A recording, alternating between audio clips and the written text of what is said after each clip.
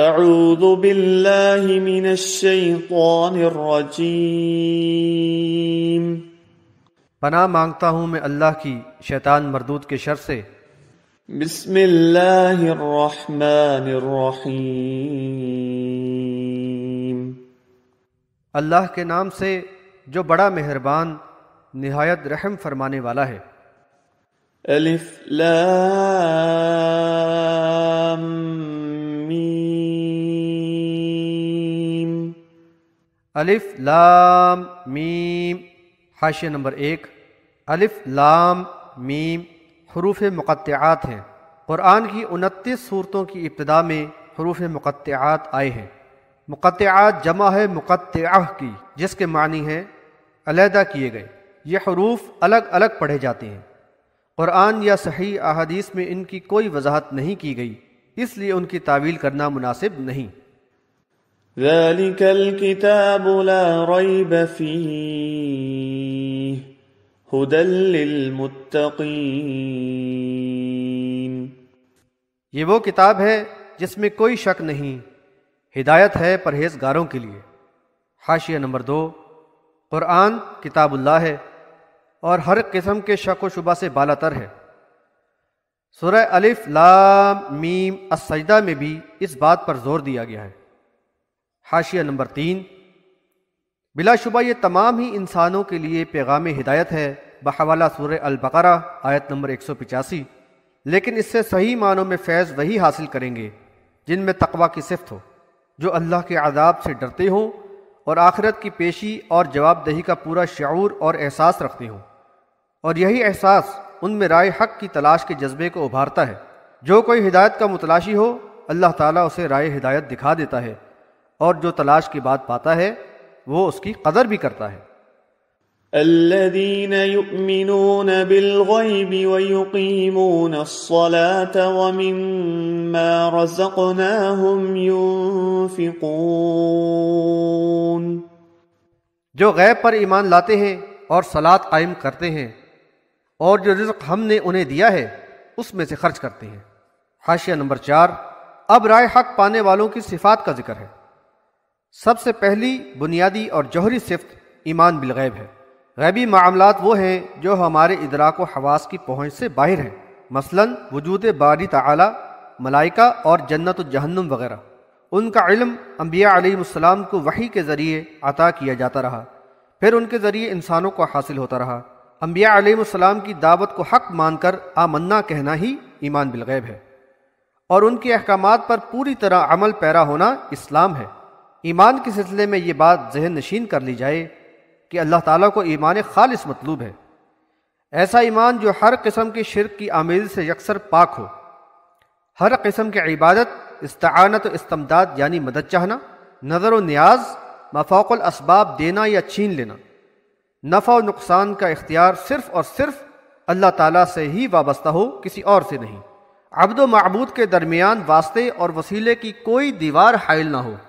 پھر اس کا عملی تقاضا یہ ہو کہ اللہ کے سوا کسی کو بھی مدد کے لیے نہ پکارا جائے۔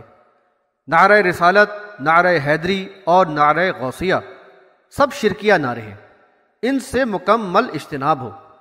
اسی طرح تعویذ، گنڈے، کڑے چھلے اور ٹونے ٹوٹکے وغیرہ میں نفع نقصان کا عقیدہ رکھنا شرک سمجھے۔ ایمانیات و عقائد کے مختلف پہلو قرآن میں تفصیل سے واضح کر دیے گئے ہیں۔ یہ بات بھی یاد رکھیں کہ شرک آلود ایمان کے ساتھ کوئی بھی عبادت یا عمل قبول نہیں ہوتا۔ حاشیہ نمبر 5۔ ایمان کا اقرار کرنے کے بعد جانی اور مالی عبادت کا ذکر ہے۔ طہارت وغیرہ کی شرائط کے ساتھ صلاۃ مکتوبہ یعنی فرائض کی پابندی اور نوافل کے ذریعے اللہ سے قربت حاصل کرتے رہنا ایمان کے تقاضوں میں سے ہے۔ فرض صلاۃ مومنوں کی جماعت میں شامل ہو کر نبی صلی اللہ علیہ وسلم کی سنت کے مطابق ادا کرنا لازمی ہے۔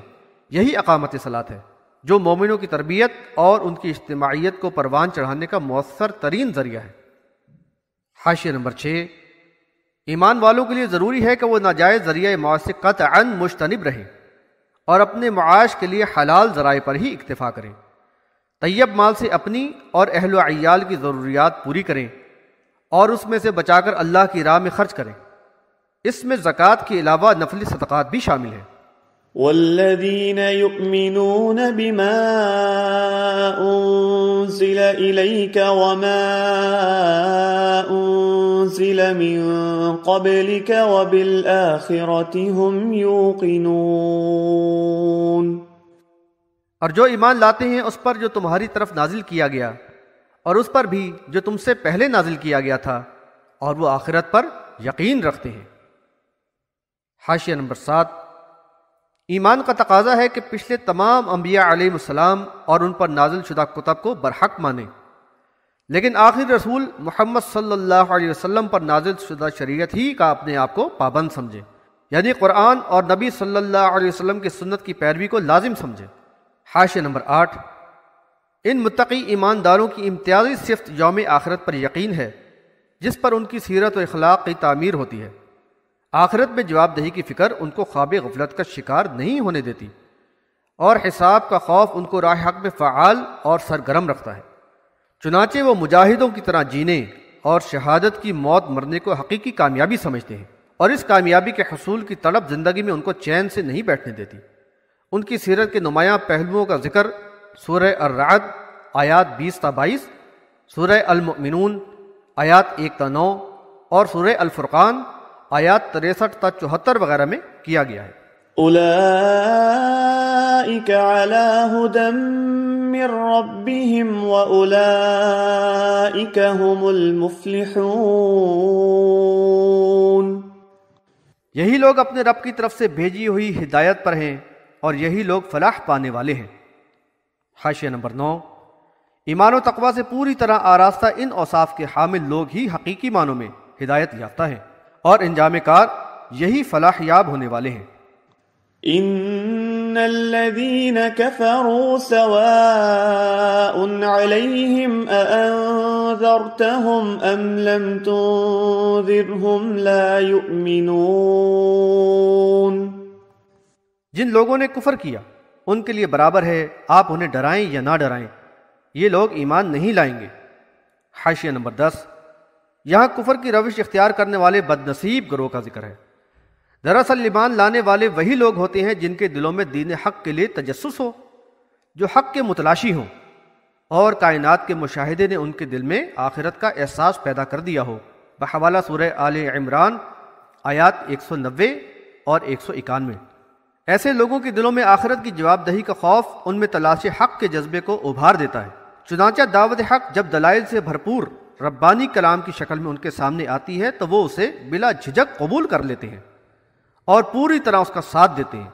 اس کے برعکس لذت کام و دہن کے رسیہ خواہشات کے بندے بن کر دنیا کے رنگین و پر لطف ماحول میں سرمست و مگن اور یوم حساب سے غافل ہو کر دنیا کے مفادات حاصل کرنے میں ہی لگے رہتے ہیں، بحوالہ سورہ یونس آیت نمبر 7۔ وہ اس دعوت حق کی طرف رخ کرنا بھی گوارا نہیں کرتے، بلکہ آبائی تقلید اور اکابر پرستی ہی میں راضی اور مطمئن رہتے ہیں۔ ان کو یہ دعوت بڑی گراں گزرتی ہے، بحوالہ سورہ الشورى آیت نمبر 13۔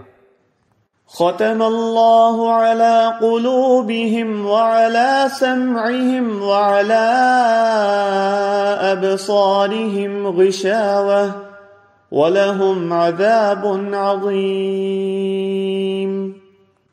اللہ نے ان کے دلوں اور کانوں پر مہر لگا دی ہے اور ان کی آنکھوں پر پردہ ہے اور ان کے لیے بڑا عذاب ہے۔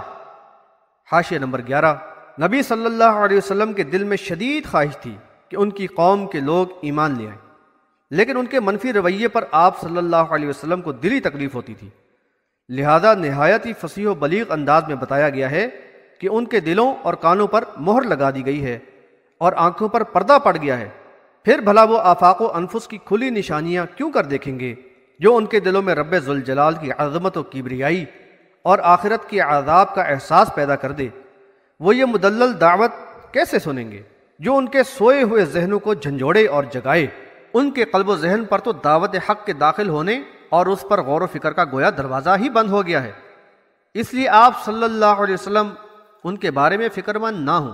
دراصل مقصد حیات یعنی بندگی رب کو فراموش کر کے انہوں نے اپنے آپ کو سخت عذاب کا حقدار بنا لیا ہے۔ بڑے ہی بد نصیب ہیں یہ عاقبت نا اندیش۔ یہاں اس آیت کا یہ مطلب نہ لیا جائے کہ کفار کے دلوں پر مہر ان کے کفر کا سبب بنی، بلکہ انہوں نے نفس پرستی، تعیش اور سہل انگاری کا شکار ہو کر اپنے آپ کو اس نعمت سے محروم کر لیا جو مقصد حیات کا شعور رکھنے والے سمجھدار لوگوں کی سعی و جہد کا انعام ہے۔ اللہ تعالیٰ نے تو سماعت و بصارت عطا کی، لیکن ان صلاحیتوں کو پیغام حق کو سننے اور حق کی نشانیاں دیکھنے کے لیے استعمال نہ کیا گیا۔ اللہ نے غور و فکر کرنے والا قلب و ذہن عنایت کیا اور حق و باطل میں فرق کرنے کی صلاحیت بھی عطا فرمائی، لیکن اس کو اس مقصد کے لیے استعمال ہی نہ کیا گیا۔